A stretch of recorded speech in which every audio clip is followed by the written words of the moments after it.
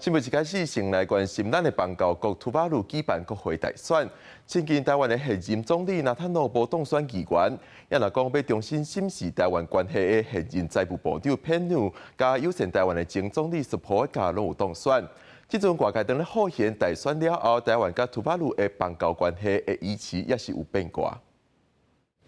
友邦图瓦卢日举行国会大选，根据路透社报道，亲台的现任总理纳塔诺无摕到议员席次。若捌讲过定新思考甲台湾关系的现任财政部长塞夫潘恩纽，也甲另外一个选前就表明要持续甲台湾邦谊的前图瓦卢总理索本加拢顺利当选，两个人也拢要竞选总理。外界关心新政府成立了后，咱甲图瓦卢关系发展。据外交部目前掌握土国选举结果。已知的当选人大部分都与我国大使馆互动频繁，立场友善，并支持维护两国邦谊。对于土国少部分有我政要败选，却有媒体认为是台土邦谊可能生变的报道，外交部表达遗憾。学者分析，选举前表示关系可能变化的图瓦卢驻台大使比肯尼贝尤潘恩纽，甲选调议员的图瓦卢财长塞夫潘恩纽，因是这孙关系研判两个人因为个人政治利益，言论受到中国认知性影响。伫图瓦卢新国会多数成员也是坚定挺台湾的。图瓦卢新国会16席的成员中呢，